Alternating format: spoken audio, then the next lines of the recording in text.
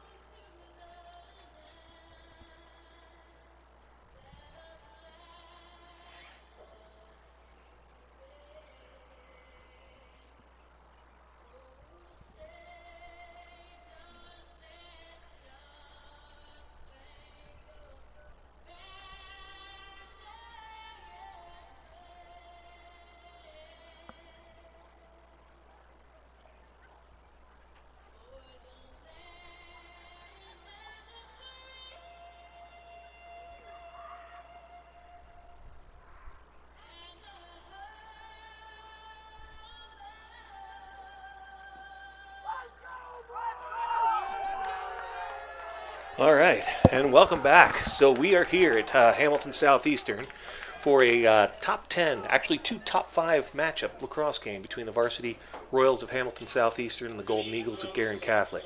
So we're real excited to have this game. Look forward to a very tight matchup. And my name is Byron Stankus. I'm here in the booth with Matt McEnroe. So Matt, what do you think we're going to see this game? Hi, Byron. Yeah, we're going to see a great game between two of the top 5 teams in the state of Indiana. This is a great Indiana High School Lacrosse Association matchup. HSE comes into the game after suffering a loss to St. X over the weekend. St. X from where?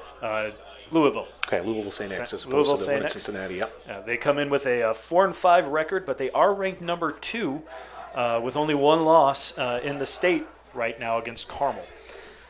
Guerin, on the other hand, comes in with a 8-3 record off of a great win against Lafayette from Missouri with an 18-3 victory. And, of course, HSC competes in the Hoosier Crossroads Lacrosse Conference, and Guerin competes in the Circle City Conference. So it's a good cross-conference matchup, but I think one of the things that's really going to be important here is in the last couple of years, we've had a real breakaway at the top of the top 2 teams in Carmel and Cathedral. And in the last year or two, Hamilton Southeastern has sort of gotten into those ranks so that there's almost a 3-team breakaway now as far as the top teams in the state of Indiana. And for me, I think that Guerin might be the next team to be able to reach that level. And I think this is an opportunity for them to really rise up. They don't have to necessarily have a decisive win to do that, but if they can have a very competitive game and maybe even squeak out a win here, I think this could go a long way into really balancing the top of the standings here for lacrosse. So I'm really excited. And on top of that, I'm really looking forward to the fact that Hamilton Southeastern has their All-American attackman Keegan Logan, number 4. And Absolutely. He's going to be matched up against Guerin Catholic's 21, Eric Watala. Eric Watala is an outstanding takeaway defenseman with a great stick. He's going to be attending U Indy next year. And so we're real excited to see that matchup because we're talking about literally two of the best players in the state. Like, there's no question. Absolutely. So that's going to be really great for me. And I think what we are also going to witness is a real battle at the face-off X. I think that's going to determine a lot of possessions in this game. I think it's going to be real exciting. So the goalies have shaken hands. The teams are doing the customary of high-fiving and shaking each other in good sportsmanship to get ready for the play. And then we're going to line up and get this thing going. So, Matt, any last words before they get the face-off going? Yeah, I just want to go ahead and mention the head coaches for each team. So head coach for HSE is Scott Beasley. Has done a great job over the past 5 years here at Hamilton Southeastern and really creating a strength and a powerhouse in Indiana. And also Charlie Berry, last year's U.S. Lacrosse Coach of the Year for Indiana. Excellent. Is the head coach for Guerin Catholic. So we got 26 for Hamilton Southeastern, Tony Cassiri facing off with Thomas Kaiser. Again, this is going to be a big matchup for both teams to see where this goes. It looks like Cassiri is going to win the initial battle and start a fast break down. Look, Logan Keegan, cross crease, boom. That is a quick, fast break. 7 seconds into the 7 game. seconds. That came down. They came down the field. That went to Logan, to Cam Smith, all the way across to Ryan Kemp for a fast break. You couldn't draw it up any further than that. Absolutely. So I think it's going to be interesting to see how the Golden Eagles respond here. I think this is going to be a real test. Again, I think this battle at the face-off X is going to make a huge difference. If Cassiri can do this all game, it's going to be very difficult. But I think that Kaiser's a stalwart at defense, and he'll do a lot for him. So I think if he makes this a 50-50 ball, we'll be good. Look at any adjustments that they make off of that first face-off.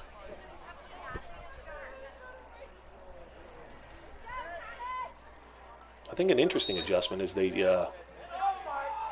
that's bounced off the referee. Cassiri still wins it, but it's going to be a possession for Hamilton Southeastern. And Hamilton Southeastern, as traditionally they will do, with David Stage holding the ball right now, will settle down, pull the ball out, open up their offense, and bring in their offensive players. Already you're seeing Guerin Catholic press out right now against Hamilton Southeastern. And here comes Lucas DeVoe on a dead run, shot. Great save by goalie John Rainey. John Rainey's going to need a big game in order for them to do well. So this transfer into the midfield.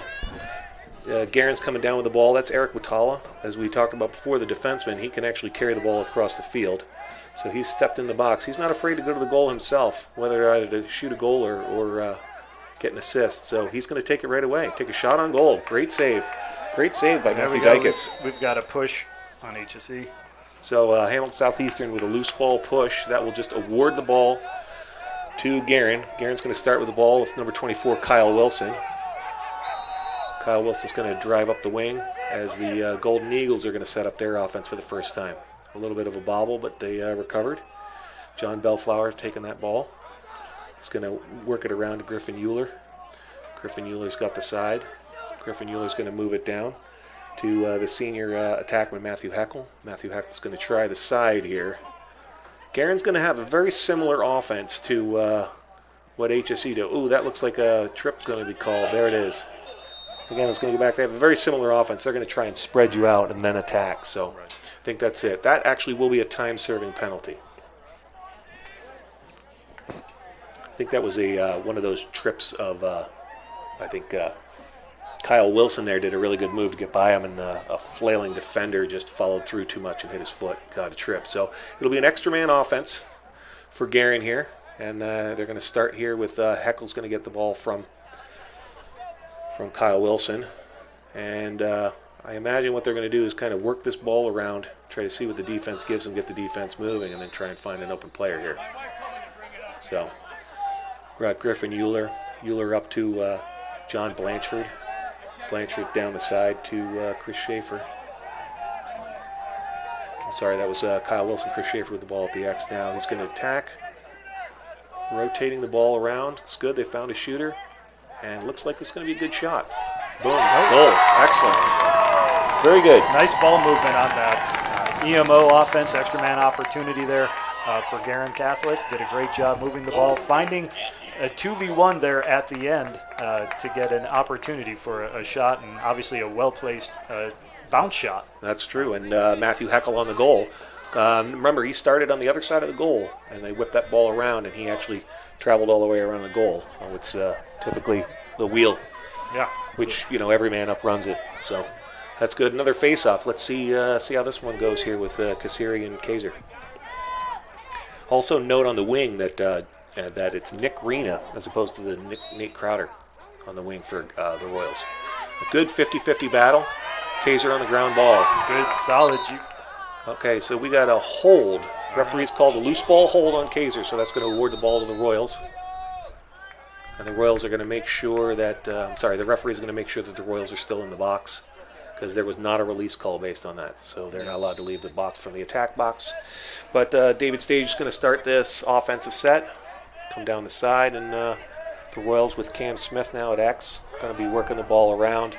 Again, the Royals are really patient, so they will be working around. But the reason that this is going to be so interesting is the patience of the Keegan Logan here versus Watala. This is the matchup we've been looking for. And a good switch off. Another 2v1. Well, good ball movement. Absolutely. Back in the hands of Lucas DeVoe.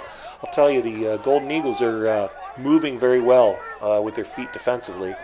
They are. They are not afraid to pressure this. Yeah, now we have Jake Lavis, the short stick midi. He's going to go against an attackman, Cam Smith, behind the goal. Good battle. Great footwork by Lavis to keep Cam Smith in check. Cam Smith, tries to feed that up there to Ryan Kemp. Ryan Kemp doesn't get it. Backed up by Lucas DeVoe. Lucas DeVoe with the ball. Coming down the side. A.J. Miller on him. A.J. Miller with a great check. Puts that ball on the ground. That's going to be a loose ball, 50-50 ball. Wow, look at that. Ryan Kemp just with the little wheels. That kid's a burner. Right, now down the side.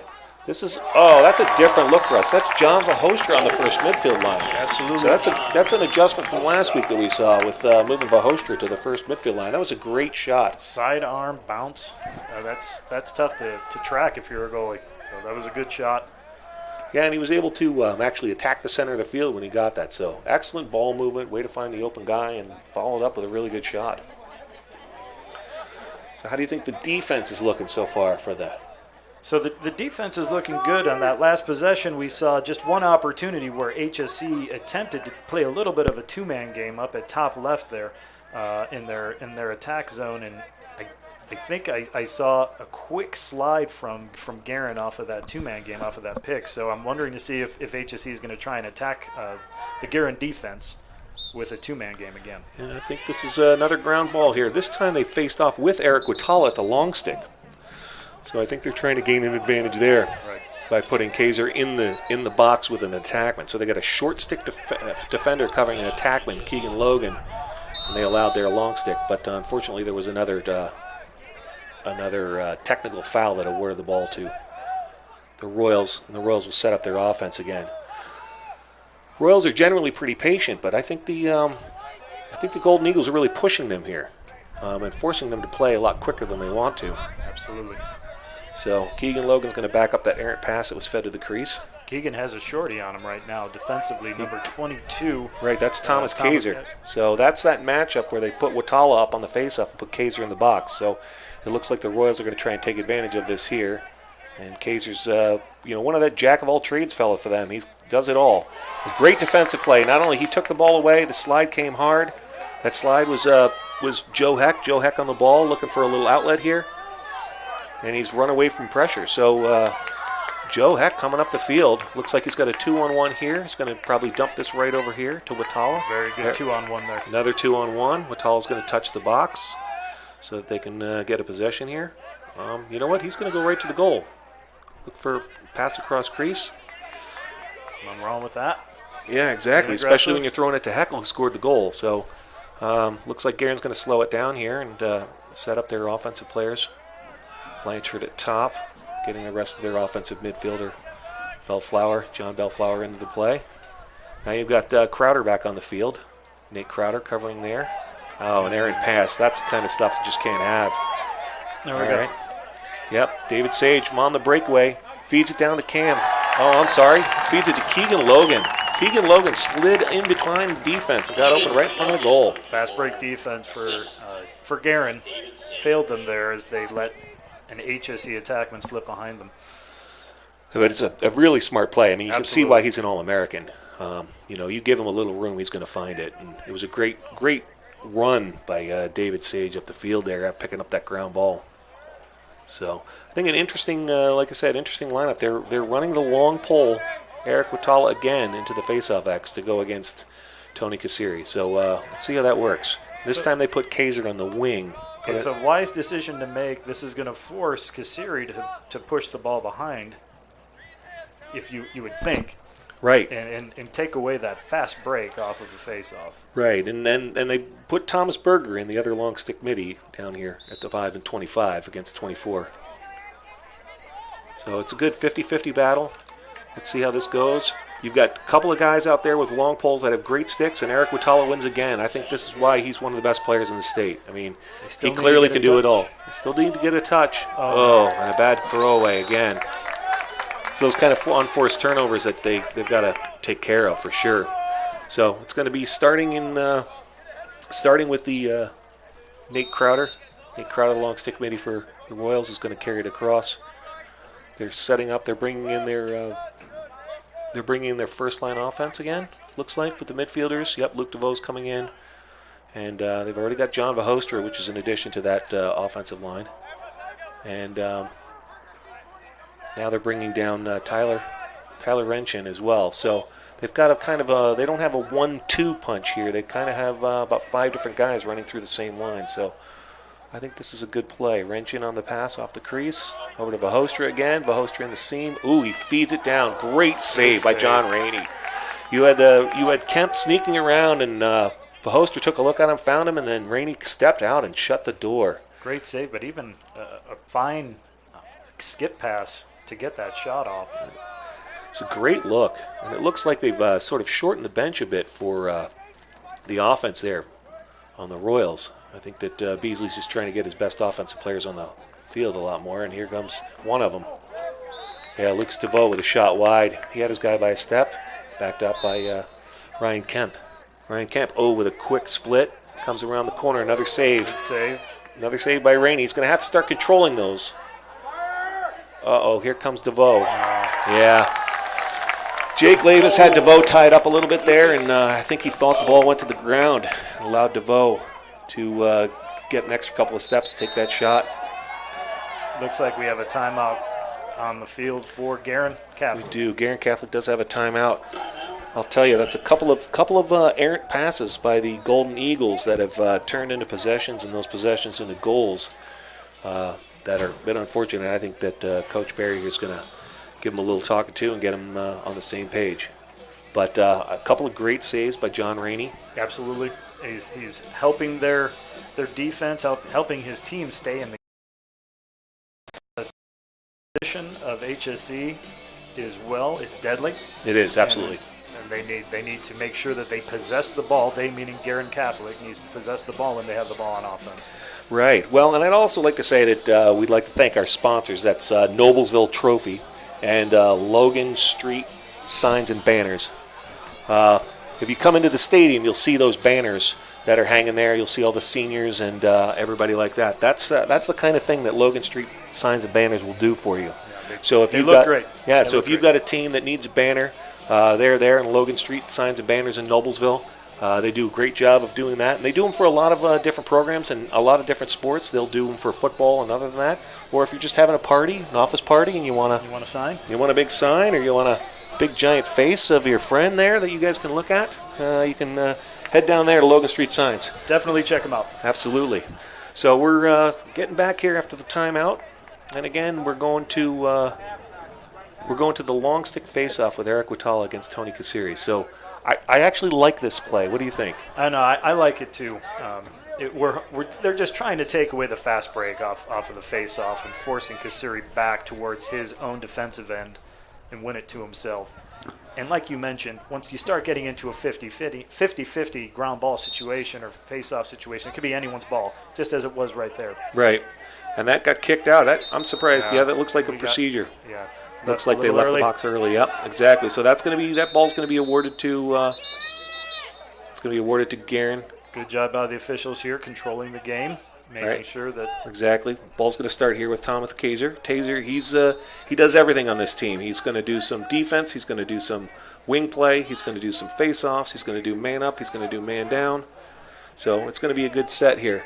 Looks like they're going to run here. Guerin's going to be setting it up, working the ball around, getting it down to X. Kyle Wilson. Kyle Wilson's matchup here. Looks like he's drawn a flag as well, and the ball is down.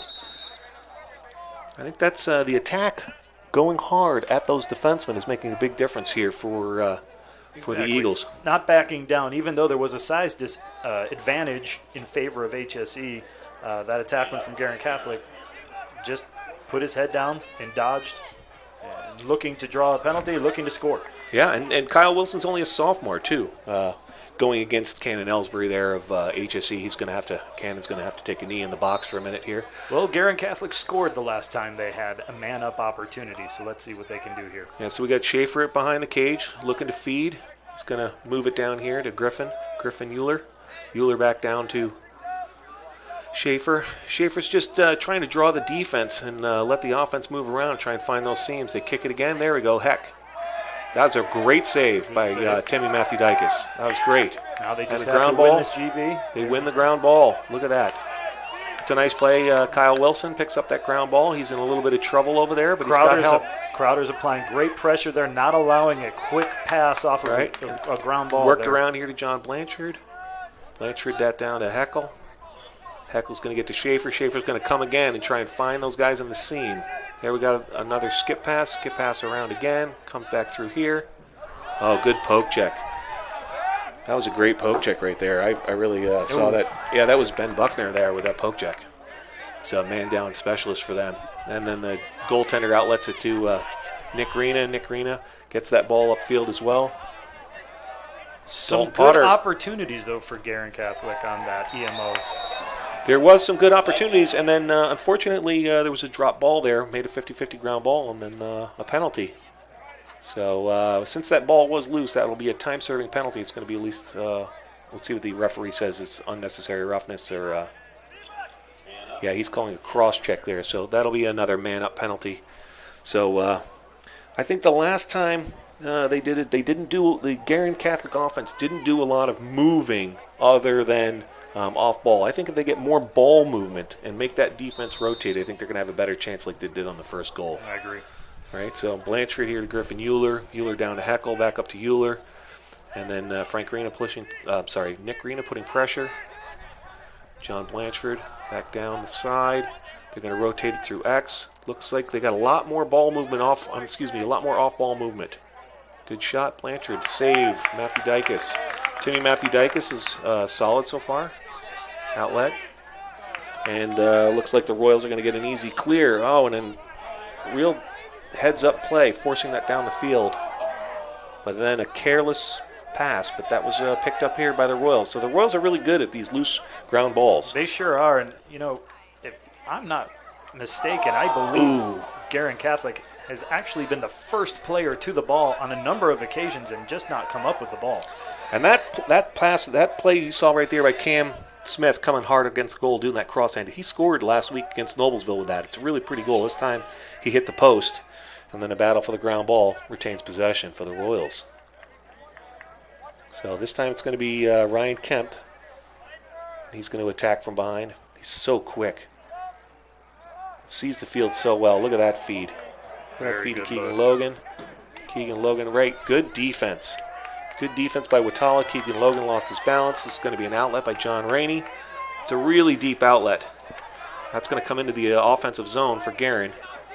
And it was just tracked down. Wow, tracked down by number 3. So that was a really good play. Tristan Hoppler running that all the way down and then getting that ball upfield. And another transition. Oh, just lost the handle there. Did Keegan Logan. Yeah, I think he was shooting before he got a hold of that. And another 50-50 ground ball, another loose ball situation. The speed of this HSE Royals team is impressive. And it's what's helping them out right now, get these ground balls. Oh, look at that split dodge, real quick. And then Sage makes that quick pass and a shot. I'll tell you, like you were talking about the speed, we were talking about rising the level of the Guerin Eagles, and I think that's exactly what we're talking about, is when you see that. So They've isolated Cam Smith here on Joe Hack. That was the matchup that they wanted. It looks like a shot to the outside of the net. John Rainey's going to get the outlet again. So here comes John Bellflower with the ball coming upfield. I think they're going to touch the box to slow it down, is what it looks like by their body language here, and I think that's exactly what they're going to do. Once again, though, the pressure from HSE is not stopping. Yeah, Tony Caceres is pushing that all the way out there as a defensive midfielder. It's really, really challenging them. So Guerin comes in off the bench. They're bringing in a couple of new guys, so fresh bodies. Probably work it down to the attack. Get it from behind here. Nope, it's down the side. Back up top. Back up top, number 8, Nate Davis. And then coming in with the midfield here.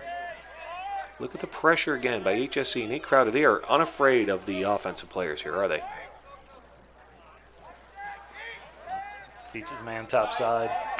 Yeah, that was good. That was a good drive, and he got that. I think that was deflected by the defender. Then here we got this. This is attackman coming all the way up top here, Kyle Wilson. Kyle Wilson's going to get that ball. It's going to be down number 9, Shane Schuler with it, and kicks it back up to Nate Davis. Schuler down the side. He's really pushing that ball. Here comes the attack again. Here comes Schaefer. Schaefer attacking from behind. Schaefer looking for a feed. Finds the feed. Oh, is dropped by Wilson. Oh, Wilson with the ground ball. The end of the quarter. That is the end of the first. Well, I think what we saw there is just the speed of HSE to the ground balls, giving them opportunities in transition to score. Yeah, that makes a huge difference. So that makes a huge difference, having that speed, picking up those ground balls, because every one of those ground balls is a possession. So we definitely want to keep an eye on that, because I think that's going to be the difference. If Guerin can start putting more bodies, to that and pick up those ground balls cleanly, or at least challenge for them and then come up with more than they've been getting, I think those possessions are going to matter and translate in here. So, but again, I want to talk about Logan Street Signs and Banners. They're celebrating over 25 years of working at, and they specialize in last-minute signage and banners. So, if you got something like even this weekend, or well, maybe not this weekend, but definitely at the last-minute kind of thing, they're willing to help. So, if you want to call them, they're at 317-773-7200, or you can find them at loganstreetsigns.com. They're also on Instagram, Facebook, and Twitter, but they definitely are, getting signage up in a lot of places. So let's make sure that we give our sponsors some business here, and we can keep doing this in the future. So it's great. Absolutely. So looking forward to the second quarter as everybody changes sides here. Do you see anything else changing with these two teams, Matt? Any adjustments? As of right now, no. I don't know what they can do other than get to the ball at the times that Guerin does get to the ball first. They need to make sure they come up with that ground ball. Yeah, and I think they also need to put more bodies on the ground ball. They don't seem to be afraid of the pressure. No, not at all. But both teams are pressuring defensively, and I think that makes for an exciting play. As I've mentioned before, there's been plenty of opportunities that Guerin Catholic has had in that first quarter where they were the first person to the ball, and good things happen when you're the first person to get to the ground ball. Just didn't come up with it for whatever reason. So first-time GBs are going to be very important for them in this second quarter. So it's sort of a mix and match here. It looks like Nate Crowder's back on the wing, but Guerin is sticking with Eric Watala, the long stick at the face-off X. And they're putting Thomas Kaiser out on the wing, so they're using that strategy. And Watala actually wins that draw, and then nice play. And solid deep. Oh. And look at that. That was solid defense. That was an attackman, Logan Keegan, up on the wing. That was. And I think he was up there because they didn't have enough attackmen on the field, so they put the attackman up on the wing for that face-off. They did. That's an interesting play. Because they look, So, unfortunately, I actually see Keegan Logan taking a knee in the box. I see the referee picking up the flag as well. So there clearly was a penalty on that pressure defense. Absolutely. So I'm not sure exactly what that was, but it's going to give another opportunity to Guerin here with their extra man offense. So they've touched the box, and they're going to get it around, get it to their attack. Oh, Chris Schaefer with a drop. That's gotta just eat you up as a coach. Absolutely. Another possession gained by the Royals. Now HSE just moving the ball methodically down the field. And they just are real patient with it, got it all the way down. They've touched the box. And Nate Crowder feeds it in a tight little window there. Number 18. And then good check. Good check by the defense of Guerin to get that back out. John Bellflower with the Bellflower with that. had the GB earlier. That's nice. And Joe Heck there at the ground ball. But unfortunately, Rainey's in trouble now. John Rainey, the goalie, has gotten that possession. Oh, and great save after losing that outside of the crease. And it looks like number two, Griffin Euler had to come up with that, and then another errant pass. And this is just sloppy ground ball work all the way around. And of course, Eric Watala flips it out of his own stick, and then has to play defense at the midfield, and then another ground ball. Here we go. Nice ground ball. Let's get a touch and it was really settle sloppy this play. down. It was really sloppy play all the way around. I don't know if that was just hard pressure or just inconsistent ground balls, but John Blanchard looks like he's going to set it up here, get it down to the attack. They are applying a lot of pressure right now to these Golden Eagles. And you could take advantage of that by blowing right by your guy and getting a good shot off, as we saw, Kyle Wilson do early, or at least get a penalty out of it. So Wilson there feeding the crease. That's a tough feed there. That's going to be an over and back call. Yep. Yeah. It's going to be an over and back. I think he forced that play, but it's going to be Ryan Kemp to start this ball with the attack for HSE. HSE's got that coming down. He's going to get that touch the box, pass back to Keegan Logan. They're going to set up the offense again. Ken Smith out on the side. Smith up to DeVoe. Golden Eagles are pressuring and pressing out, extending their defense out. But they did slide very well right there. Actually made a very long but good slide and rotate through so that Cam had a challenge shot.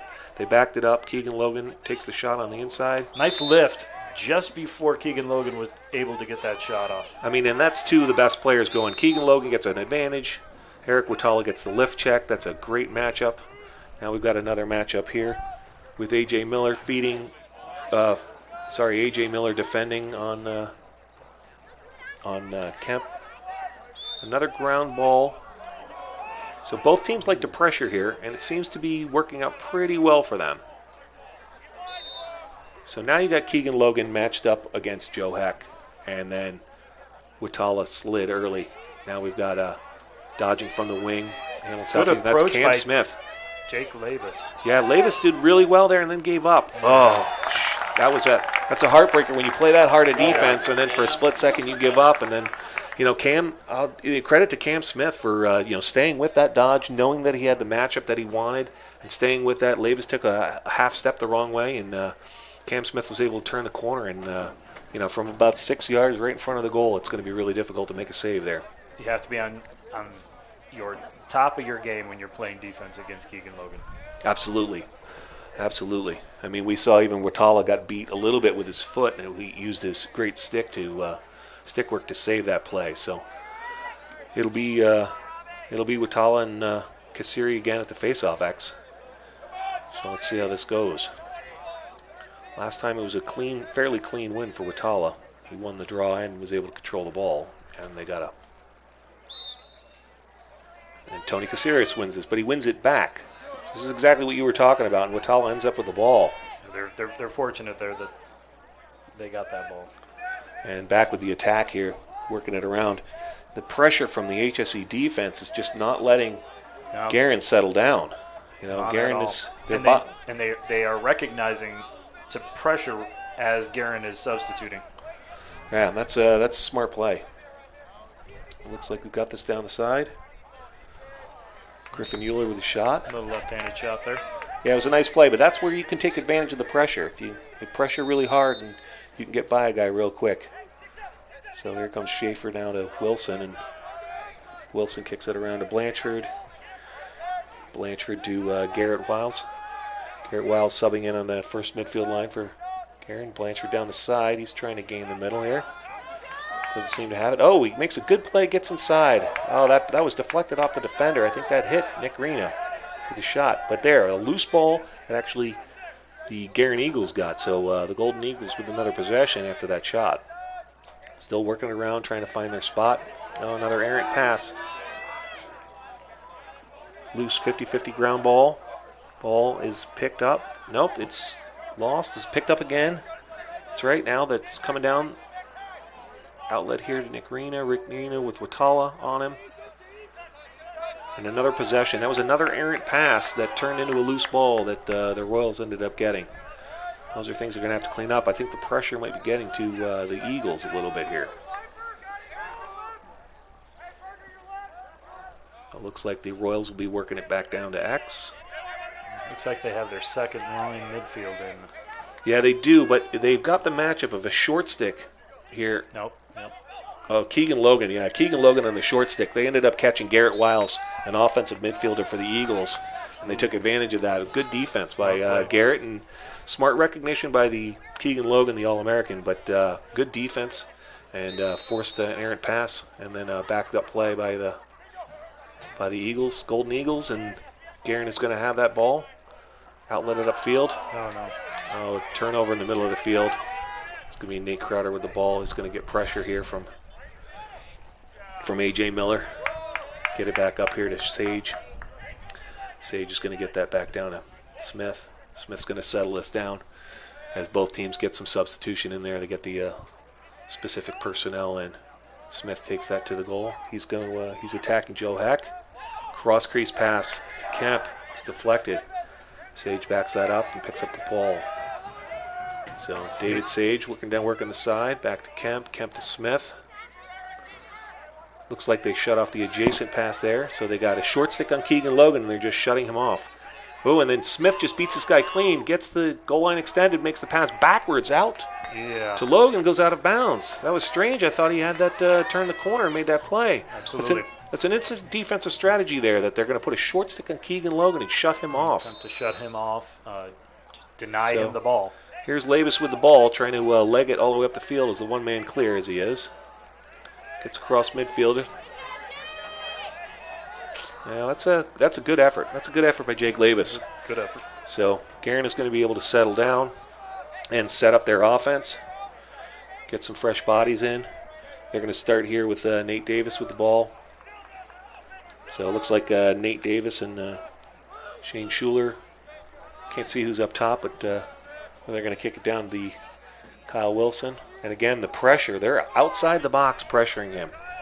I mean, Kyle Wilson is out atop the 40 outside the box, and that long stick still putting pressure on him. Looks like Wilson, he's going to just turn the corner. That's the kind of play you need to make.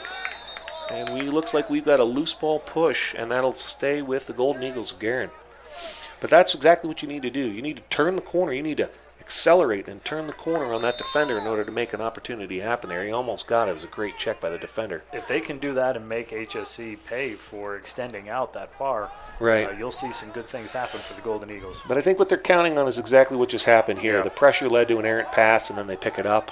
And then now it's Tony Cassiri on an outlet, and he's going to leg it up ball the other way. Look at him going full speed. And it looks like there's a flag down. I think they're going to be calling a push. Tony Cassiri, they let off him. He turns the corner and hits the post. Good save. Or was that the post? Could have been the post. Could have been either. But it looked to me like it bounced off the post. But either way, that's going to be an effort play by Tony Cassiri from the defensive mid, clearing it and attacking the goal and drawing the penalty. Absolutely. It looked like he had Shane Schuler there in a little bit of trouble, the offensive midfielder for Guerin, so I think he took advantage of that, and he's going to award the Royals with an offensive man up. So see how their man up goes, since we've seen it a couple of times from Guerin. Looks like they just shut somebody off on the wing with that. Yeah, they'll shut off Cam Smith, so what they're going to do is they're going to run a box with a shutoff. So it's going to be 5-on-4 with a shutoff in the middle of the field, if you'll see that. And it creates an errant pass. And then a push. We got a loose ball push on the defender there. It's going to award that ball to Guerin. Guerin's a little fortunate there, as they were actually a step over the midfield line before the push even occurred. Well, that's why we have the eagle eye in the sky. We can see that, right? Easy for me to see it. Not easy so for you to say. For the officials. So now Guerin's just going to have to try to run the penalty out through the double team. Pressure. Great pressure again. He touched the line. He was out of bounds. they're going to have to be, that's going to start back behind the goal where he went out of bounds to start it. So the Royals will have it back there, looks like with Nick Rena. But that at least killed some time for the penalty. So, absolutely. The penalty was released, so we're coming down on a 6-on-6 with Lucas DeVoe and a head of steam. Gets picked up by the long stick midi. Keegan Logan was wide open in the middle there for a second. Got to keep an eye on him. Yeah, I think all of those attackmen are pretty sneaky. Here comes Vahostra down the side. Vahostra gets his hands free. Ooh, hits the defender. Oh, no, that was saved by the goaltender. Absolutely. Excellent save. Goaltender outlets it all the way down. And it looks like that's Schaefer. Schaefer beats his man. Shot. Great save by Timmy Mathidakis. Very fluid save there. Very fluid save. Step to the ball. Another outlet comes back down. It's going to be offensive possession again for the Royals. They'll set up with the attack. And it does not look like they're going to sub those midfielders out who went down briefly. So they're going to go with the group they got right now. Working that ball around. And again, they like to spread it out. It looks like the Guerin defense has retracted a little bit. Lucas DeVoe looking for the slide. He didn't see it, so he's going to move the ball to the next guy. He passes that off to Tyler. Tyler Renshin tries to get into traffic, gets the ball taken away by the double team. That's going to be Joe Heck running up the field with the ball. Looks like they've got a little bit of transition pressure. They get a touch in the box. And Guerin gets it to Thomas Kaiser. Good idea. Possession. And looks, yeah, it's good possession. And timeout Guerin. Guerin's going to call a timeout there. That'll be their last timeout of the half. It is. So, what a good timeout, though. With 2:41 left, we want something positive to happen out here for Guerin Catholic. So absolutely. And if you have something positive happen in your life, don't forget Noblesville Trophies. Absolutely. Right? Noblesville Trophies. They offer a large range of products, including sports trophies, corporate awards, and in-house embroidery. Noblesville Trophies provides you with same-day service for those last-minute decisions. Contact them at 317-773-7391 or check them out online at www.noblesvilletrophies.com. You can also follow them on Facebook. No, we'll get to see that in a minute. Yeah. Follow them on Facebook and Twitter. Yeah, so that's great. So good timeout here by Coach Barry. I think if they can get this possession, they can get a goal here, get themselves some momentum coming back into this. I think that's going to go a long way. I think the key here is they're going to have to beat the pressure that the Royals are putting on them. They're going to have to find a one-on-one matchup that they like, beat the pressure, and force the rotation, or they're going to have to beat the pressure and get the shot up for them. Timmy Mathidakis, I think, has 3 saves right now, and so he's not getting challenged a whole lot with a lot of shots. Definitely, I think Guerin Catholic would love to have a whole bunch more shots right now at this point in the game, so definitely they're going to have to beat that pressure. If anything, force the defense to slide or force HSE to do something different. Correct, and I think that HSE is so confident with their defenders from Ellsbury to Reno, Dalton Potter, and Nate Crowder, that they're just putting pressure with those long poles on everyone, and they're forcing some turnovers under that pressure. But it looks like we've got the matchup we want. They found the matchup against the short stick. They're going to dodge here. Looks like Bellflower down the side, looking down the left alley. And good rotation of the ball. Good move, feed to the crease. They backed it up. And now it's going to be Blanchford. Blanchard's going to kick it down to the attack. Again, we got to pick those balls up. That's going to be a situation where Heckle can't drop that ball. No. So a lot of unforced turnovers right now in this first half. We're at the 2-minute mark right now here in the second quarter. And yes, Guerin's just going to have to find a way to handle this pressure and keep possession of the ball. Well, also right here, you got David Sage, the offensive midfielder, with the ball, attacking an offensive midi. And then the slide comes from cross crease. They left Cam Smith wide open. If he hadn't dropped the ball, that would have been an easy goal. Absolutely. There wasn't a second slide there. 50-50 ground ball here. And that ball went off to the stick. Looks like it went off of Kemper's stick. So I think it's going to be clear here. Leg and clear for Guerin. Guerin's going to be running full speed. Runs into a little bit of traffic. Throws the ball into nowhere. It's a good thing Kaiser was there. Kaiser gets tripped. With possession of the ball. No call there. That's an interesting no call. That is wow, what a great That cut. was a great look. The ball was placed perfectly. Yeah, Tristan Hoppler had a great run coming down the middle there to make that play, and he just I think lost his head. He'll just want that one back. He'll definitely want that one. Kemper saw him on the break. It's a good play, but at least it's settled down. It's going to be a clear here with Joe Rainey outletting the ball. A little toe drag move. Cute little move there. Not sure that it did anything, but it was a good move.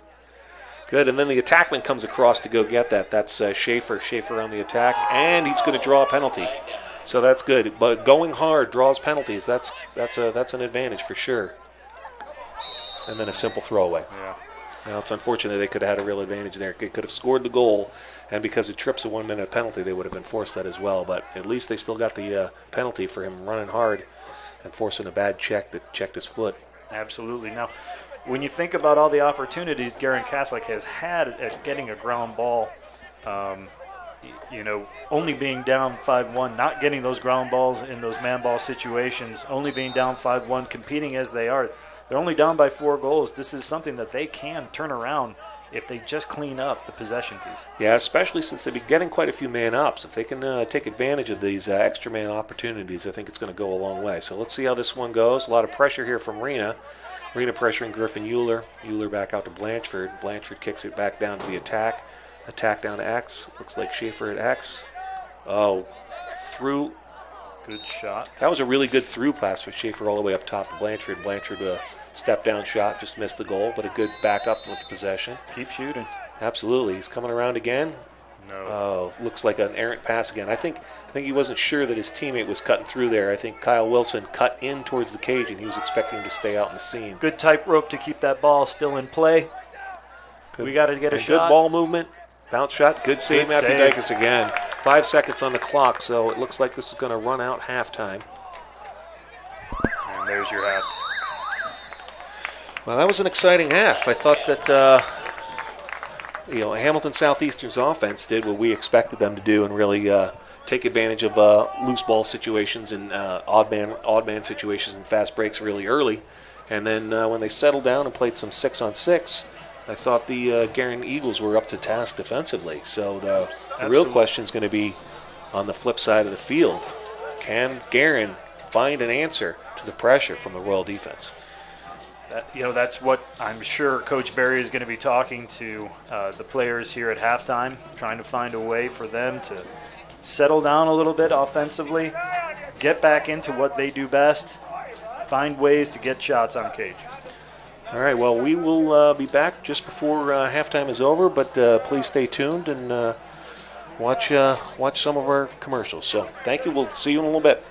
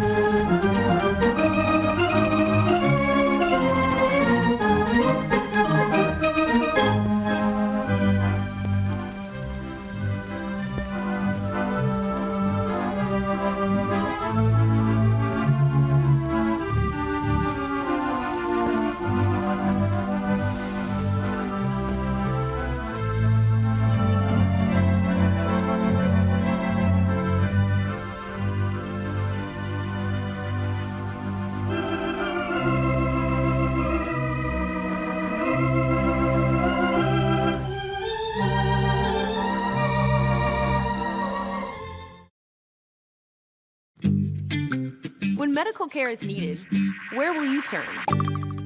With Community's Connect to Care program, one call or click finds you the closest open appointment. Request a time yourself, or let us do it.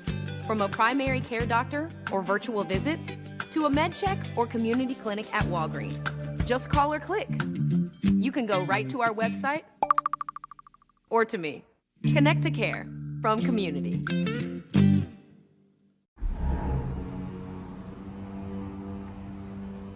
Can I help you? Yeah.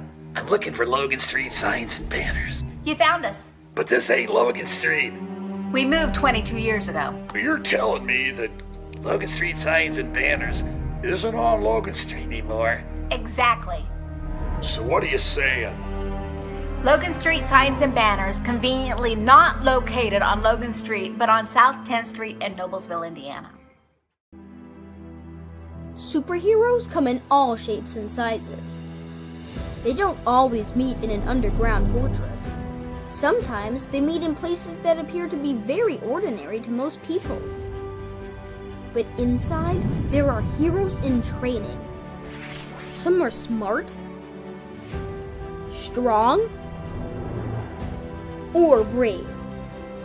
Maybe they can build cities or heal people when they get hurt. But even superheroes need some help sometimes. With your support, we can change the world. Together, we are a force that can't be defeated. Support the club. Save the world. Support your local superheroes and donate now to the Boys and Girls Club of Noblesville at bgcni.org. Can I help you? Yeah, I'd like to order a hamburger, fries, salt, Maybe a large vanilla shake. This is a trophy shop, can't you tell? You got carry out? Everything that you need, we have here at the shop. Very unique. You order today, carry out tonight. That's our version of carry out. All right, I'll take one of everything. Oh, that may take a little longer. We'll have it for you tomorrow night. I'll be back tomorrow to pick it up. We'll be waiting.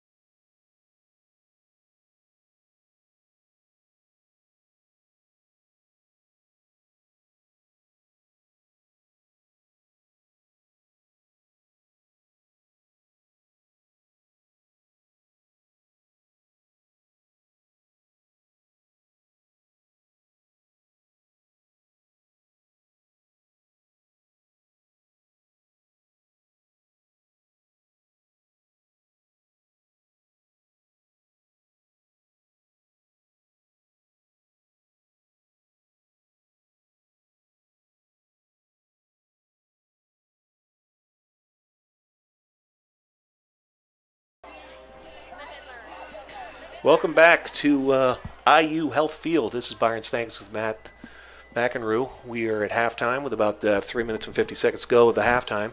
And Matt, so how did you think the first half went for these teams?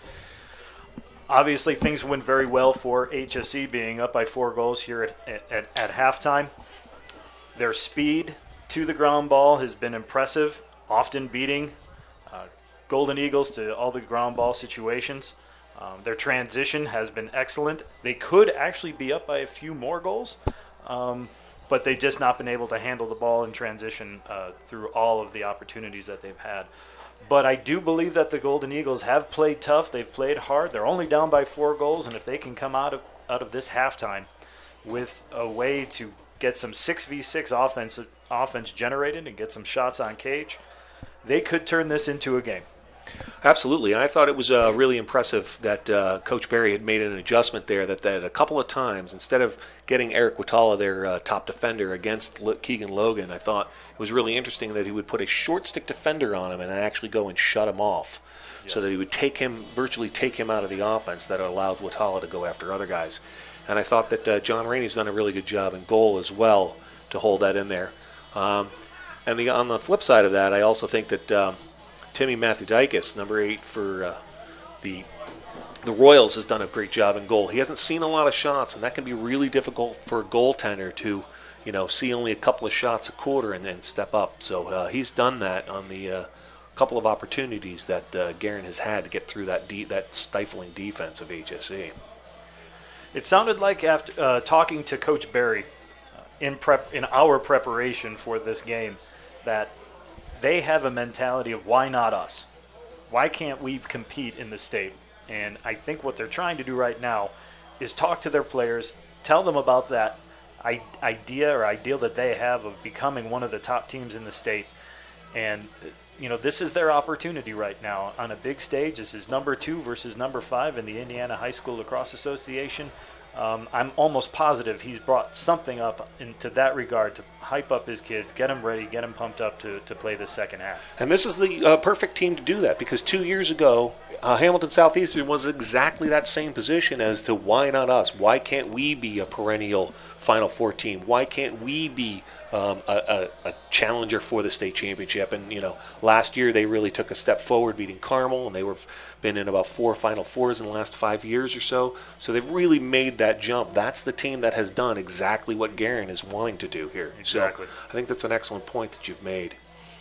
I think that the defense of there was an early letdown by the defense, and I think it was started at the midfield, creating some of that transition for the Golden Eagles. But it looks like in the second quarter they tightened that up, and the defense for the Royals looks like they're just not letting up. They're going to pressure guys all over the field, and they're going to basically say, make me beat you. Yes. So I think that's going to be an interesting how that plays out.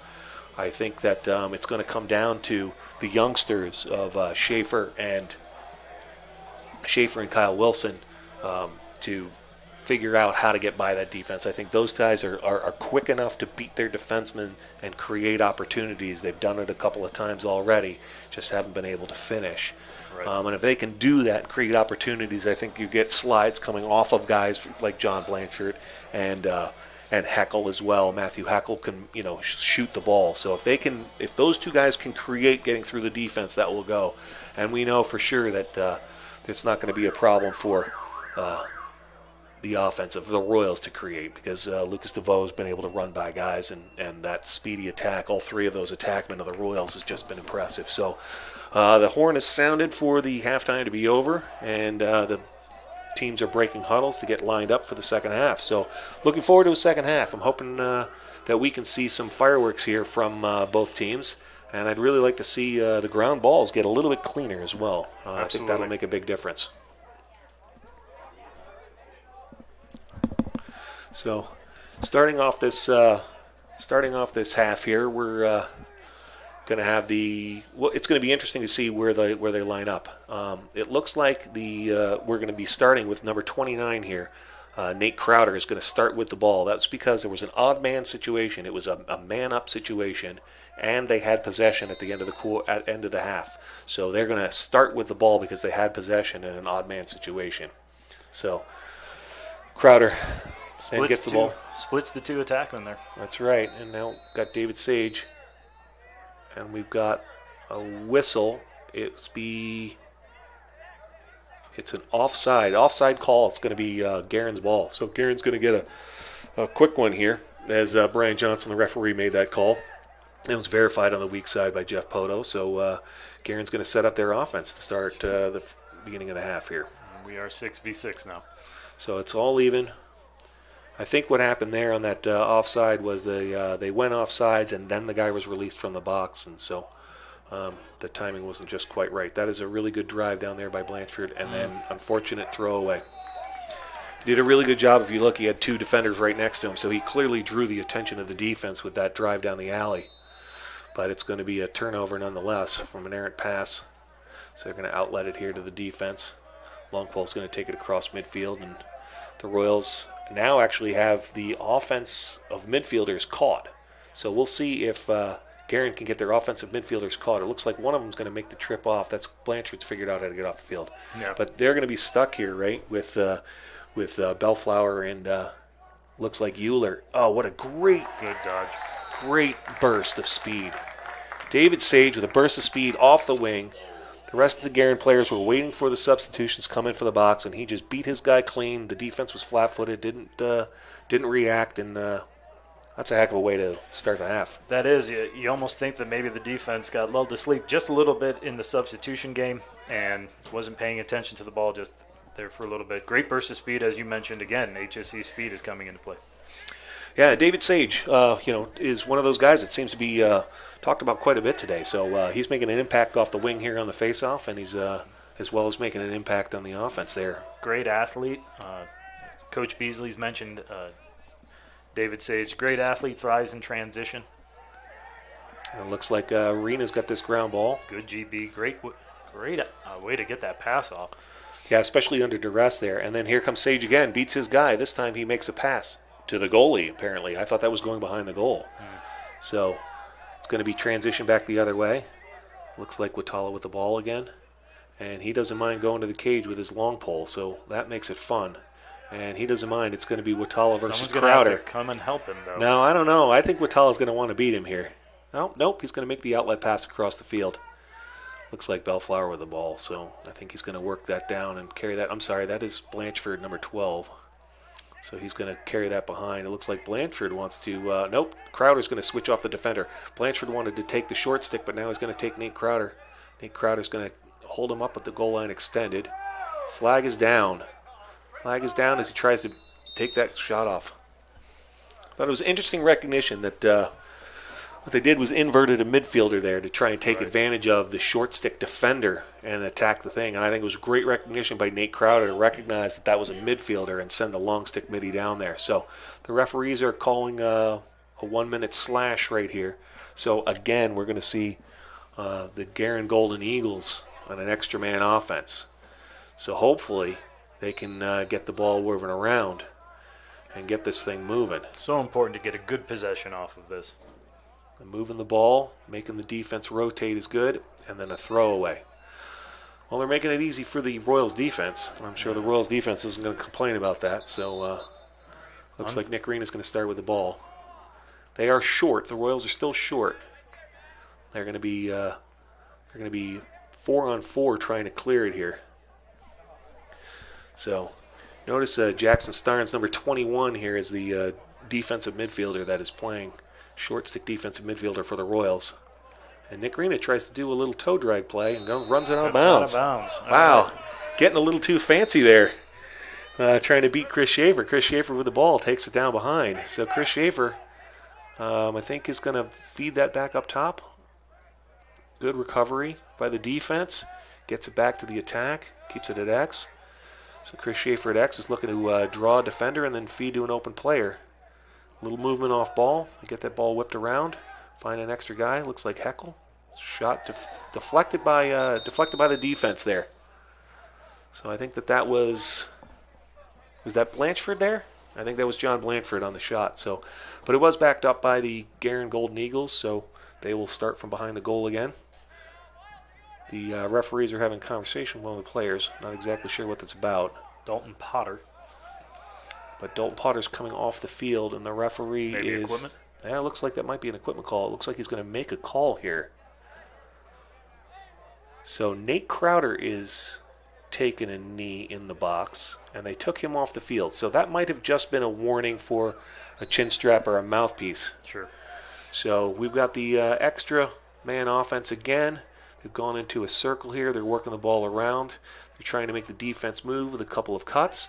Pass the ball again. Looks like they're going to look for that wheel play again. It's not there. Guy steps into the middle, takes a shot. Hard bouncer over the shot. It's not a bad take right there. Right. I'm sure they wanted something more evolved off of that wheel, but you know what? They need a shot right now, so that's okay. Yeah, and Bellflower just saw that seam, so he took it. There's another shot attempt. There, that's a good play. Griffin Euler getting into that seam, and they awarded the ball to HSE. I did not notice that, but yeah, absolutely. So that penalty was released from my count. So it looks like we're all even, 10-on-10 to clear the field. It'll be 6-on-6 in the offensive zone. So we'll see how Nick Rena does the same toe drag, but this time it works as he beats the attackman and goes by. He's waving to push the attack down, so he wants to push the play. So now we've got the offense going to be set up here for the Royals. Royals are going to substitute, but notice that they're attacking as well while the substitutions are going behind the play. So that's good. It's a good play by them. And then Lucas DeVoe. And the slide from Watala is really quick, leaving Keegan Logan off. And the second slide comes. Great save by John Rainey. And then picked up by the Eagles. The Eagles are going to take it down the field here. Golden Eagles on a odd man situation. It looks like that's going to be a feed into the crease, behind the back shot. That should still be Golden Eagles ball. That looks like it is still Golden Eagles ball, but that was a great play. That was great defense. A.J. Miller picked up that ball and ran the length of the field. Nobody picked him up. When they finally did, he got it to Kyle Wilson. Kyle Wilson got the behind-the-back shot off and missed it, but still backed up his own shot. So the Golden Eagles will start here with another offensive set, substituting in their players. It's going to be Bellflower taking on the defense. They feed the crease. Good play. Shot. Nice shot. No, what an excellent shot. Garrett Wiles. Garrett Wiles did a really good move there, right? Yes. Bellflower drew the attention of the defense, and Garrett Wiles took that extra step upfield to make that catch and then turn his shoulders to release. That's a big goal for them. Yeah. Took a step to gain topside advantage. Hands free. Let it rip. Yeah, but big goal for them. Yes. Right? 6-2 now. 4-goal game. Apart from the David Sage offensive quick goal early in the quarter, looks like the Guerin has fought back here to earn some more possessions, and they finally capitalized on it. So that was a good little play, and we're going to have another face-off here. Good battle at the face-off X with Watala there. I like that decision, to be honest with you. It is a good decision. Yeah, it definitely allows this to be a 50-50 play. And then, Watala is very good at the ground balls. As you see here, he's under duress, gets checked away. Tony Kasiri's going to get that. He won the face-off there, Watala did. If he could have scooped that first time GB up and taken a few more steps to get his stick clear from any type of pressure. That right. Oh, what a great feed to Crowder in the middle. Great save by John Rainey. Back up the other way. It's going to be, looks like Kaiser. Kaiser on the full dead run. Beats his guy here, coming right down the middle. It looks like he's going to get a shot off, bounce shot. Oh, and a great save on the other end. Timmy Matthew Dykes with an excellent save. This up and down the field. Outlet it to Sage. Sage is going to run down the field, and let's see how this counter comes. This is getting exciting with this up and down. End-to-end action here. End-to-end action. And great plays offensively and defensively by both teams. Both goalies have to make great saves. The Royals now have finally settled down. Looks like they're going to work it down to the attack. They've got their second midfield line in that they really like, so they got Tristan Hoppler in there, and they're going to attack here with Keegan Logan against the short stick. They draw the slide. Keegan gets it out to Sage, bobbles the pass. Good recovery by the defense, even Good though recovery the ball by did the bounce defense on the ground. Yep, David Sage against the long stick Watala. Watala gets that, makes him pass it off. That's good. It's going to be Kemper down low. This is an interesting play here. They've moved two of the long sticks up to cover the midfielders, and they're using two guys to cover attackmen with short sticks. So I think that's going to see how this plays off. All right, Keegan Logan again. They're working it around. So Clay Emery gets that ball, almost throws it away over Sage's head, but Sage is going to take this. Looks like he's going to dodge the alley, take the shot. Oh, very hard bounce shot. Yes. Defense from Guerin on that last defensive stand was actually playing 1 foot in the hole there, off ball. So weren't extending out as much as they had been in the past. Right, and the Royals were really patient working that ball around, getting the matchup they wanted. They got David Sage, who's having a really good quarter already with 2 goals, getting into that alley. And then he just dodged that alley, got his hands free, and an outstanding, bounce shot there. And back to the face-off X.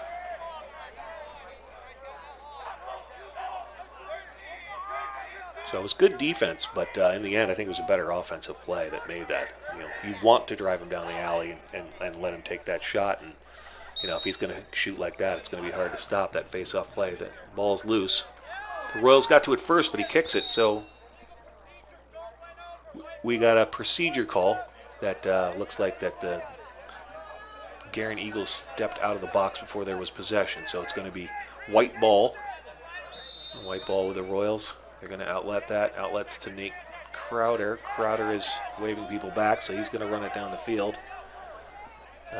Switch his hands, rolls away from pressure, and then gives it up to the offense. So that was Buckner. They got Buckner, who's an attackman, coming in at the midfield here. Pete Buckner coming down as a midfielder. So that's an interesting play by Beasley to put his fourth attackman in the offense. Oof, good shot by Keegan Logan, good save. And still has the energy and the speed to fight for that ground ball. Yeah, but when you got speed like Cam Smith, it's going to be hard to win those ground balls back. So, and here comes Sage against the long pole with Tala. Good slide down by number 15, and causes an errant pass. Another 50-50 ground ball here. It's going to be Bell. Now you've got the other speedster, Keegan Logan, picking up the ball. With the speed of that attack, it's really hard to win ground balls. They're getting second chances just off the ground balls. Yeah, they're not as pretty, as sharp as they were as they throw the ball out of bounds, but they were winning those ground balls to keep getting possession back, so that's good. So it looks like it's going to be Thomas Kaiser on the clear here. One-man clear. He's going to look at the field. So is he going to try and run through the attack here, or he's going to try and run through the attack? Runs up the sideline. Good play. Smart play. Gain the middle. Gets it upfield. He is that guy, jack of all trades. He does it all, doesn't he? He does. And now he's subbing out while the Guerin offensive midfielders get back in here. So that's Griffin Euler here. Griffin Euler gets it down to Heckel. Heckel's going to attack the cage against this guy. Left-handed, comes around the corner.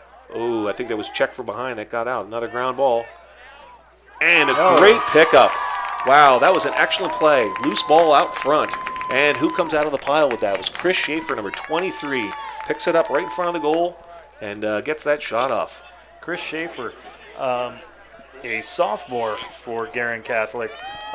Also, his father, Phil Schaefer, is one of the assistant coaches on this team, as well as his grandfather. So 3 generations of Schaefers right now playing and coaching lacrosse for Guerin Catholic. That's a really good sophomore class, too, because you've also got Kyle Wilson, who's a sophomore, and John Bellflower, sophomores there. And Nate Davis. And Nate Davis. So they've got a really good sophomore class here that's contributing. So it's really good to watch the growth of the game there, especially at Guerin High School there. So Eric Watala wins the faceoff here and then takes it upfield. Seems to be running through traffic. I think he's going to shoot this. And he does. Good save. And good backup, too. Yeah, Matthew Dykes with the save. And again, his name is Timmy Matthew Dykes. Matthew Dykes, all one name.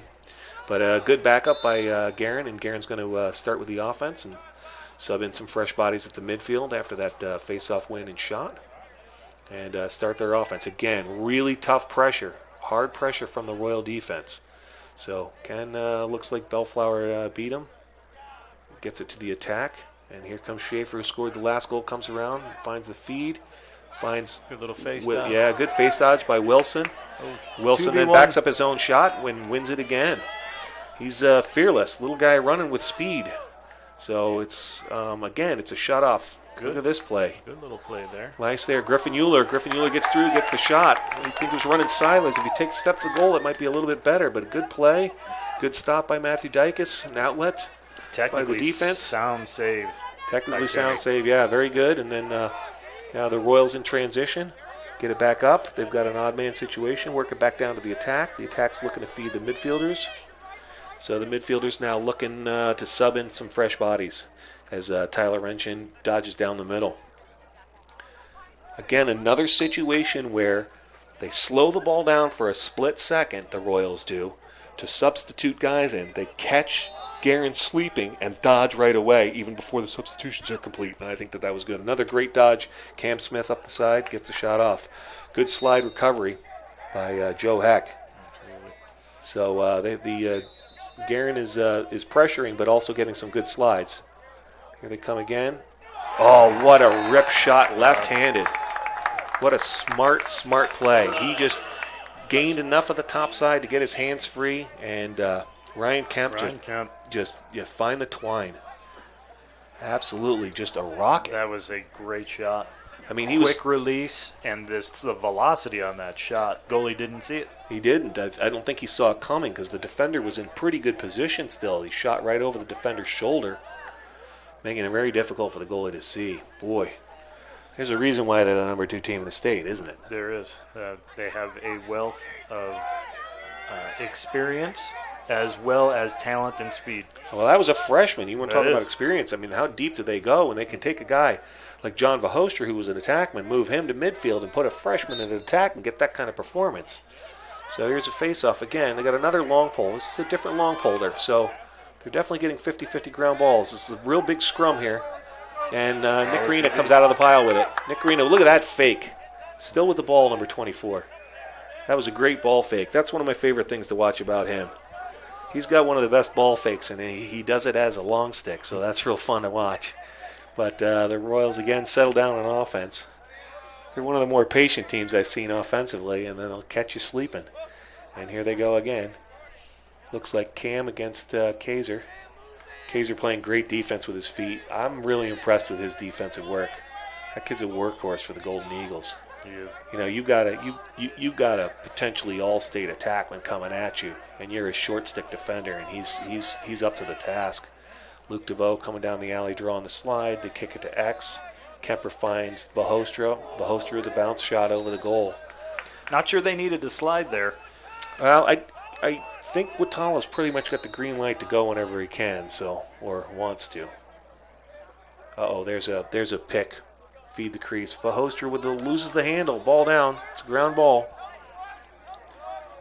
I think that was a really good play defensively to recover on that. Outlets long. Wow, look at that. Oh, did Schaefer pick it up? No, it's not. It's ground ball. Now there's going to be an offside on. Should be. I think they both. Offside on Guerin. Was it offside on Guerin? I think they both went off. I think Guerin went first. You're right. So that's going to be Lucas DeVoe with the ball, working that down to Tyler Renchin. Renchin's going to touch the box here and gain another possession for the Royals. Oh, another throwaway by the Royals. Wow, that's interesting to me. I wonder if they're getting fatigued from the pressure of the Guerin defense or something. Maybe it's getting cold out there. We're up in the box, so I don't know how cold it is on the field. It's warm in here. But so 55 seconds left in this quarter. Let's see what Guerin can do. Well, Guerin is going to clear this ball with Eric Watala. That's got it. Yeah. Flag I is down. thought I was going to see a flag there. Yeah, that was good. Well, you know, they put the ball in the hands of their best player and they let him go, even though he's a defensive player, and then he's going to draw a penalty. So with 40 seconds on the clock, with a minute penalty, Matt, as a coach, as a former coach, what do you do here? Do you try to get a quick goal before the half? Or do you want to try to kill 40 seconds and maintain possession for the next half? Right now, I actually want to get as many shots on cage as I possibly can. In my opinion, I think we need to get. I agree shots. with that. Yeah. I think I agree with that, and I think maybe if it gets to 10 and you've got the ball, then maybe pull it out. But for right now, I think you want to do that. And I'll tell you, Nick Green is just fearless going after a guy even on man down, chasing him out of the box. So. But they should still be smart with this. So if there's only 3 seconds remaining and they're not in a position to shoot, don't force anything. Well, maintain possession. Here comes that wheel play. Here comes we're down guy to creeping around 17 side. seconds. Down to 12. Well, I think that they've got to make a decision now whether they're going to the goal or whether they're going to. It doesn't matter anymore. It doesn't matter now. That's ground ball. And actually, this possession may end up being a possession again for Hamilton Southeastern. Well, the penalty did release, so we had. It was a 30-second penalty. I thought that was a 1-minute slash. It looked like it was 30 seconds. Okay. I saw somebody release through midfield. Okay. Well, there you have it then. So we definitely want to. I did think it was a minute penalty. I thought it was going to be a minute penalty as well. So the fact that they were released is kind of interesting to me. So we definitely want to thank Logan Streets and Signs. Again, remember they're celebrating over 25 years. Logan Streets and Signs and Banners specialize in last-minute signage and banners. So, again, you need something at any time that they can go do that. And you can call them at 317-773-7200 or find them online at loganstreetsigns.com. That's loganstreetsigns, plural.com. You can follow them on Instagram, Facebook, Twitter as well. But remember, they're the ones here that are sponsoring this for us to be able to get out here and do it. We're going to thank our sponsor, that Noblesville Trophies. They offer a large selection of products, including sports trophies, corporate awards, in-house embroidery as well. So it's not just the trophies, but they'll also embroider jackets and things like that, and hats. And you can get customized stuff from them as well. Go ahead and check them out. So check them out. Give them a call at 317-773-7391. Or you can go to noblesvilletrophies.com. Again, that's Noblesville Trophies with an S, plural, because they don't just have one trophy there. They got them all. So we're going to start the fourth quarter here with a face-off after the long discussion of us trying to figure out whether it was going to be face-off or possession or not. It's a good thing that there's people down there refereeing the games like Jeff Poto and Chuck Breslin and Brian Johnson that are taking care of that for us, so that we just have to make sure that the call gets right here. So another face-off with a long stick for Guerin and Tony Cassiri for Hamilton Southeastern. And look at that. Tony Cassiri wins the ball, but because of the long pole there, it creates a 50-50 situation that comes up with Nate Crowder. Fast break, move the ball to the attack. Looks for his second place. Oh, excellent save. Wow, Keegan Logan had turned the corner right there and made a great play to take that shot. And a good save by the goaltender. And now a transition back the other way for Guerin. And Guerin's going to set up their offense. Still need to get a touch. They haven't gotten the touch in the goal. Well, now there they we do. go. And here comes the pressure. Here comes Nick Rena on Kaiser. Tell you, Kaiser's up to the task. That kid does about everything for them. I'm impressed, and I'm also impressed with Nick Rena, just absolutely fearless going after guys out there. He loves to take the ball away. He loves to throw checks. He loves to throw fakes. He takes the ball away right there, picks up the ball. I mean, that guy flies all over the field. He's just willing to do it all. So Matthew Dykus makes this quick outlet as the Royals come down in transition. So Guerin's got enough bodies in the middle, so it doesn't look like it's going to be a fast break, but they're going to get the ball behind and kind of look for new guys, fresh bodies coming in. Substitutions. David Sage a little under duress here, and so he's going to probably Golden Eagles aren't backing away. They want to get that ball back, which is why, they do. Again, they're trying to extend. Hopefully they continue to extend and try and get this ball out on right. the ground. So it looks like the adjustments they've made defensively is to not back down. Right. They're still going to go after him. They've got Garrett Wiles there as an offensive midfielder caught. So it looks like Royals are going to take advantage of that right here with Tristan. Tristan Hoppler did not get by him, so it's going to be John Vaho. Oh no, that's Pete Buckner. Pete Buckner again. It's another instance where they're using the attackman at the midfield to get them more offense. Step and then down Sage. shot. Wow, Keegan Logan saw David Sage in that seam. David Sage had his hands free, got a great pass right on his stick, in step, and was able to step down and take a really hard shot. That's a confident shot right there. I'm sure that felt good for him. Yeah, that did. And I tell you, I think that John Rainey actually got a piece of it. Just enough, because he seems to be bending over a little bit. Like, you can't see it on the screen here, but I think that stung a little bit. So, but that was if it didn't sting him, it stung the net. So Absolutely. That was a great play. So, hey, I'm excited to see these face-offs again. I love to see these battles at the face-off X. I think that Guerin has made a great adjustment. One of the things that we saw on the last face-off, you can't see it on your screen right now, but the attackmen for HSE are already set up almost in their fast break. So if HSE gets any type of transition Tony at Katsiris all, wins it back to himself. They could have. Look a at the fast pressure. break. Look at the pressure coming from Guerin here. Good job. This is great. They do not fear it at all, and they're going hard. And is this Labus? Yeah, this is Jake Labus with the ground ball. He got it checked out. He's going to battle for the ground ball again. It's going to be picked up by the Hamilton Southeastern. Keegan Logan in transition. It's going to be a 2-on-1, and a drop by Cam Smith. And he was in the goal in the crease as well. So it's going to be a transition over to the Guerin Eagles. So the Guerin Golden Eagles are going to get the ball. They're going to ask him to come back to where, even with the crease, bring that ball back. Okay, so where are they going to start that ball? They're going to start it to the left of the goalie down here on the near side. Actually, they're going to reverse that field, and they're starting it with the goalie. All right. So now it's going to be outletted to the other side, comes across here to the near side. Change fields there. Oh, lost where the ball was. Joe Heck, probably lost that in the lights, but he makes the play, wins the ground ball, gets upfield, makes the outlet pass, and there he is again. That Kaiser kid, I'll tell you, he does it all for him, man. He does. You know, Little workhorse. Great play, and then knows to get off the field and get some fresh bodies on for offense, and that isn't because he doesn't score offense. And here comes Schaefer again. Schaefer the flag down. Get a flag down. Now, I think that's another situation where the pressure from Hamilton Southeastern didn't scare off the Guerin offense there. I think Chris Schaefer was unafraid and knew if I'm going to get that kind of pressure, I better go.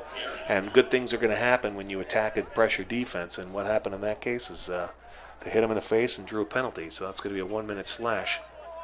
So we're getting up to a point now where they've had how many opportunities? Maybe somewhere around 6, 7 opportunities, if not more. Quite a few. I think that's a credit, though, to the discipline of the Royals defense. The Royals man-down defense has been really disciplined in staying home.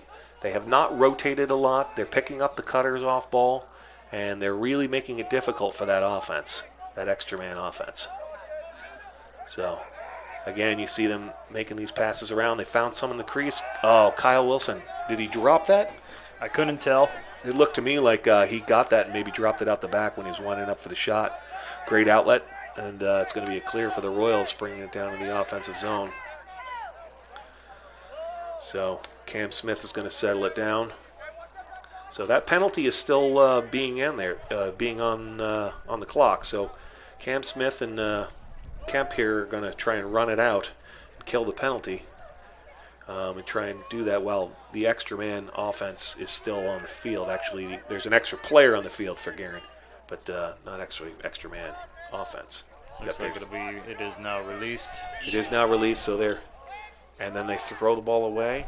All right, Cam Smith recovers. It's going to be Keegan Logan at X. Nope, Cam Smith is going to isolate down here, and he's going to take, looks like Joe Heck. Good footwork by Heck. Great feed, even better save. And then it's a transition going the other way. Transition for Guerin. They've got the ball. And that's, I can't tell who the number is, but they've gotten into the box. That's John Blanchford. Double team. And who's chasing them all around the field? Number 24. Oh, what a great play. John Blanchford just recognized that he was getting a double team down there, had gained the corner, and he turned upfield to get the shot. The penalty is checked to the head. I think the referees are trying to decide whether this was a goal or not. I haven't seen a signal. I haven't seen the signal either yet.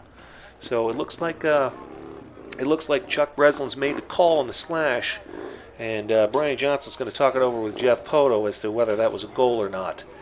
From here, we couldn't tell whether he entered the crease, but that would be the only thing that I could think of. Right. He's allowed to jump as long as he lands outside of the crease. Correct. And then the other question was he pushed in there while he was trying to gain it? I think imagine. by the way they're walking, That looks like Jeff Poto just called that a goal. The referee on the far side called that a goal. So that was a really gutsy play by John Blanchford right there. I think that he got that ball down there. He knew he had a short stick defender. The defense knew he had a short stick defender.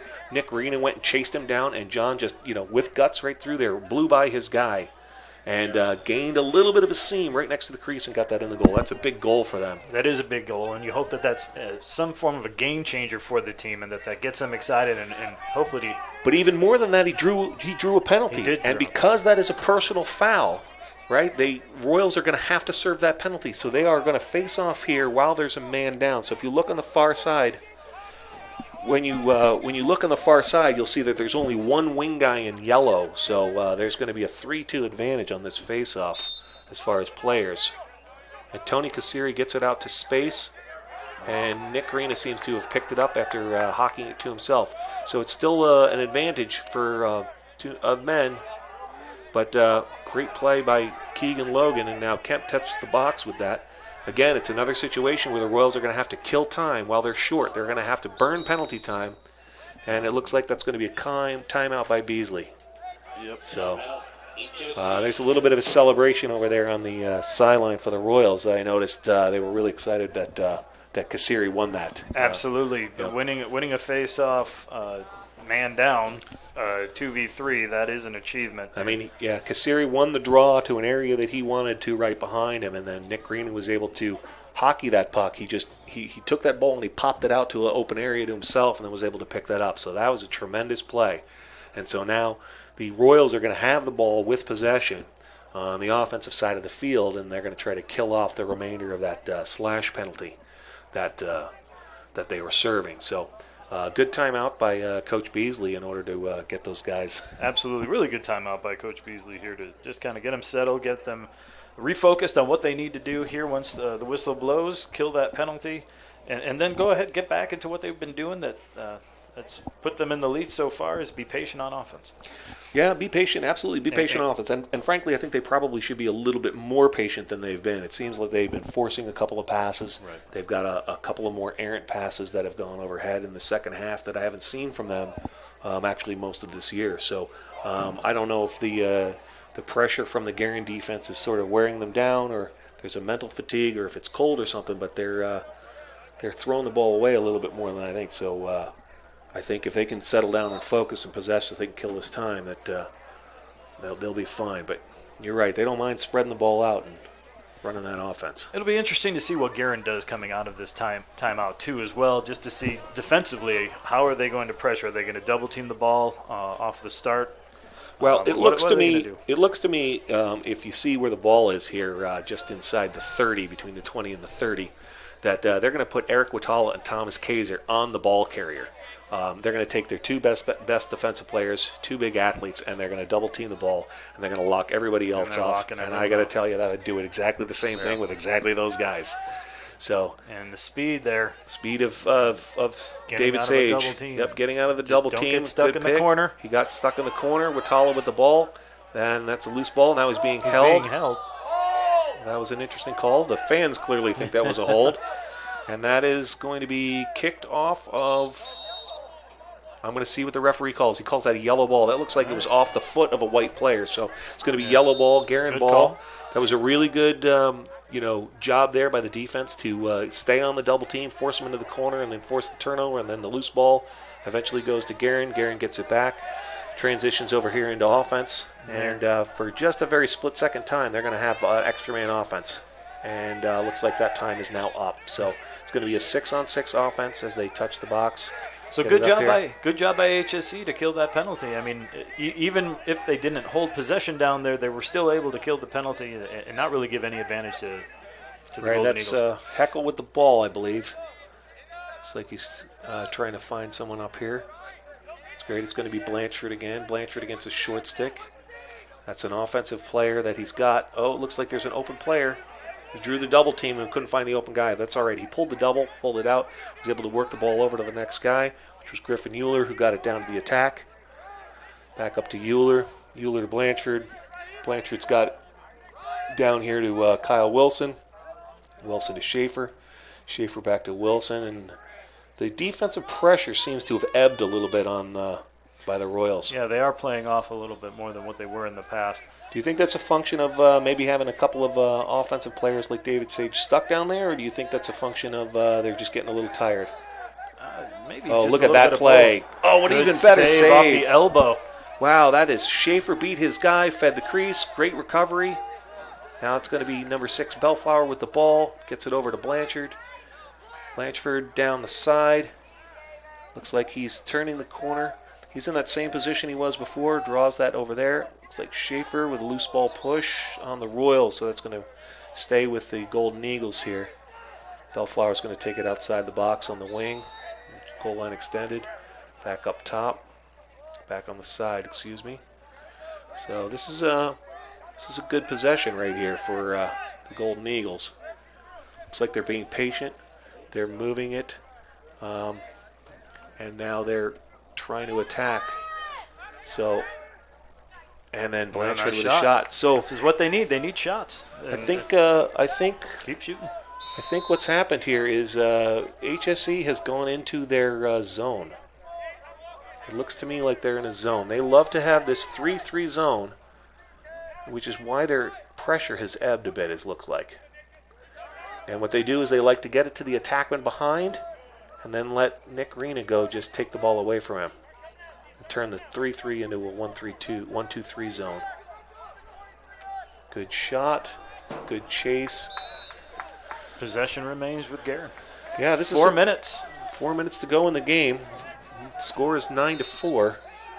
Possession with the Guerin Golden Eagles. They work it through John Blanchard up here and then to Kyle Wilson. Kyle Wilson to Schaefer. Schaefer is behind. This is that area of this zone. This is exactly why they run this zone. They lull you into a sleep with a 3-3 zone where the 3-3 guys are up top. And then when it goes behind to X, they let Nick Rena just go one-on-one with the guy behind and take it away like he just did. And then that turns into a transition here. And David Sage will carry it across the field and touch up for a Royals offense. And David Sage caught him sleeping again. He split the defense, finds it backdoor. And Cam Smith gets stuffed by John Rainey. John Rainey's having a hell of a game. He is. He is having a whale of a game, and I'll tell you, that's great because that created transition here. And that's going to be an offsides on Guerin. Guerin's long pole carried that ball over the field. In fact, they had 2 long poles go to the offensive side of the field, and a midfielder didn't stay back. So that was a good catch by the referee, Brian Johnson. Unfortunate. It's a good catch by them, and it's going to be a turnover here by the Royals. The Royals are going to try and get this upfield. So that's Cannon Ellsbury coming across the field with the ball. Cannon Ellsbury, has no fear, makes an excellent play. Oh, an errant pass. Yeah, he threw it at the feet there to Kemp. So Ryan Kemp there couldn't handle that. HSC needs to be careful now, even though there's just under 3 minutes left in this game. They just need to possess the ball, maybe kill some of the time on this clock, and get out of here with a victory. They don't want to give any opportunities to this team. This team from Guerin Catholic, they've competed. Absolutely. And this has been a good game, number 2 versus number 5. Jake Lavis got stuck in the corner here and looked like he tried to get it out of there. Boy, did he get bailed out. Caused a little bit of transition, though. Let's see what they can do with this. Yeah, they're not slowing down here. Guerin has decided that they're still going to attack here as much as they can. They want to be in this game. And it looks like that Kaiser to Blanchard with a shot. Oh, wow. No one to back it up. Wow, the referees called that for Guerin. That is an interesting call. I thought for sure the closest guy to the ball there was in white. Yeah. So that was Heckle with the ball. I think what happened there was you inverted a midfielder and he attacks the play that the attack would forget to back him up. So here's a good dodge here by Griffin Euler. Griffin Euler gets through the defense, kicks it back to X. Oh, keep it. Okay, that's Schaefer again. Schaefer behind. Schaefer attacking, looking to the feed, skips it all the way up top. Oh, and an errant pass again, but at least a recovery. So at least that Bellflower there with a good recovery, covering his teammate. And then I think he faked a shot and then decided to pass late. And then Bellflower with a great bounce shot. Nice. Look at that. Boy, I'll tell you, I think that he took a step back when he took the shot, and I think that fooled the goalie on the speed. It did. Because that looked like that was going to be a hard low shot, and then he's kind of backed up, recovering from the slide of the defense, and caught Matthew Dykes kind of in a tweener. Yeah, he wasn't sure if he's going to attack that or sit back and wait on it. So, all right, really good play. Yeah, another important face-off here. I think that's a situation where the Guerin ball movement, even though it wasn't perfect, it wasn't precise, created an opportunity for them that they were able to take advantage of. So. They still got the pedal to the metal, and the zone defense gave them a little breathing room to do that. So let's see what they have in store here from the Royals. Kasseri. Oh, that's going to be a tough call. Kasseri won the draw, and then when he went to go get that, I think 21 Eric Watala there walking off the field. I think he stepped on his foot or got him in there and called the trip. So. The referees are conferring just to make sure they got it right. I might have called that a loose ball push, but the referee is going to call his time. So they're actually trying to waive it here. Okay, so the other referee, Jeff Poto, came in with Chuck Breslin and actually overruled that, did call that a loose ball push. So and I think that's the correct call. Yeah, that's not a time-serving penalty, so it will be even 6-on-6, and you will have Eric Watala is going to go after. Looks like Pete Buckner here, the attackman to midfielder here, and everywhere else, if you look just off the screen, you can see that they're shutting guys off. Yeah. So they've got there's Cam Smith here with 1:27 to go in the game, a timeout. Oh no! He touched the box and get out of the box in under 2 minutes. So yes, it's a turnover. Yeah, in the sport of lacrosse, if you are leading at 2 minutes remaining in the game, once you get a touch, you have to keep that ball inside your attack zone. Oh, look at that throw! He just threw that up and let Eric Watala just go get it. And now he's got it in the offensive zone with the long stick, and he's not afraid to use it. And looks like he got slipped on his feet. Transition play. That's going to be a break here for the Royals. The Royals are going to come down here, get touch up in the box, and then throw it out again. And another turnover based on that play. Have to remember, you have the lead. You have to keep that ball inside your attack zone. Cannon Ellsbury just seemed to have forgot that. They got a Ward. It's a Ward, and I think they were going to get it either. So Kemp's going to start with the ball here. Right, so Kemp's going to have that ball, excuse me. He's got that there, Lucas DeVoe. Lucas DeVoe coming downhill, looking for a play. So are they going to just kill the clock here? Nope, looks like they're going to the goal. Tony Kasiri throws that ball. Looks like that's going to come out. That is the third turnover by that rule. Yeah. Here in that play, that's given an advantage. Looks like Kaiser with the ball. 26 seconds remaining. Kaiser with the Good ball. transition here. Transition. They're looking, moving the ball. Guerin slips that through. Oh, it was a good look. It wasn't great, but we got 17.2 seconds left on the clock. So I think they're going to just run this out here as the Royals run up the sideline to run the clock. Boy, I'll tell you, Guerin put in a heck of an effort here. They sure did. His last shot on goal. About 5 seconds left. It's going to be backed up. That shot is going to be backed up by the Royals. So I've got guys walking off the field. So I don't know if a timeout is called or whether they just are conceding it here.